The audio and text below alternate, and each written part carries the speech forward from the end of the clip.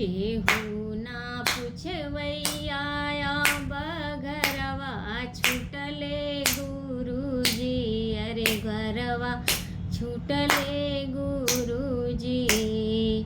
केहू ना पूछवैया बघरवा छूटले गुरुजी।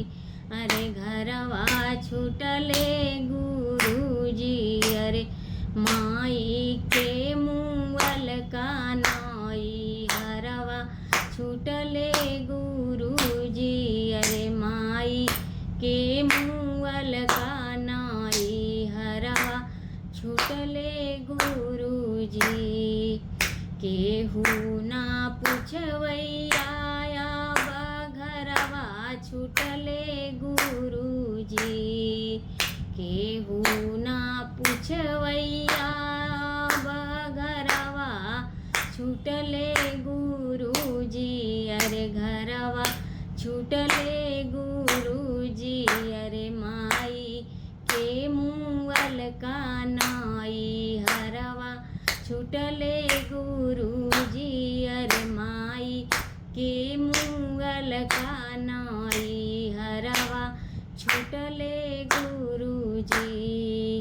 हाल समाचार माई पूछत रहली रोज हो। अरे पूछत रहली रोज हो। भाई भौजाई खातिर होई गईली बोझ हो। हाल समाचार माई पूछत रहली रोज हो। अरे पूछत रहली रोज हो। भाई भौजाई खातिर होई गईली बोझ हो। अरे होई गईली बोझ हो। केकरा खातिर जाई अब दिलवा टूटले गुरुजी। अरे दिलवा टूटले गुरुजी। केकरा खातिर जाई अब दिलवा टूटले गुरुजी। अरे दिलवा टूटले गुरुजी। अरे माई के मुँगल का नाई हरवा छूटले गुरुजी। अरे माई के मुँगल का नाई हरवा छूटले गुरुजी। भाई भतीजवा के गोदी में खेलवली। दुखवा या सुखवा में हाथवा बाटवली। भाई भतीजवा के गोदी में खेलवली। दुखवा या सुखवा में हाथवा बाटवली। हरे हाथवा बाटवली। केहू नाही आपन की समतिया फूटले गुरुजी।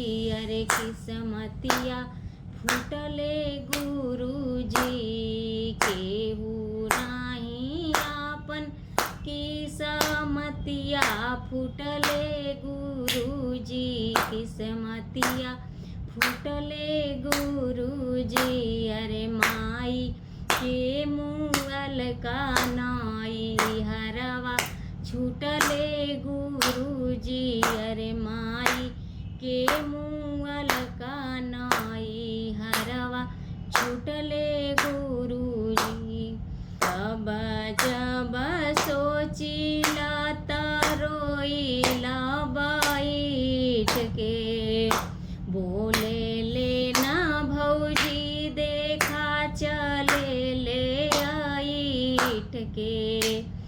जब जब सोचिले तरोइले बैठ के। अरे रोई ले बैठ के। बोले लेना भौजी देखा भले ले आई ठके। माई बिना नैया पतवरिया टूटले गुरुजी। माई बिना नैया पतवरिया टूटले गुरुजी।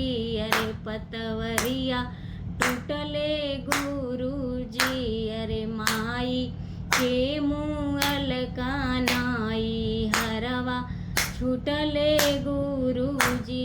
अरे माई के मुअल कानाई हरवा छूटले गुरुजी। केहू ना पूछवैया अब घरवा छूटले गुरुजी। अरे घरवा छूटले गुरुजी। अरे माई के मुअल कानाई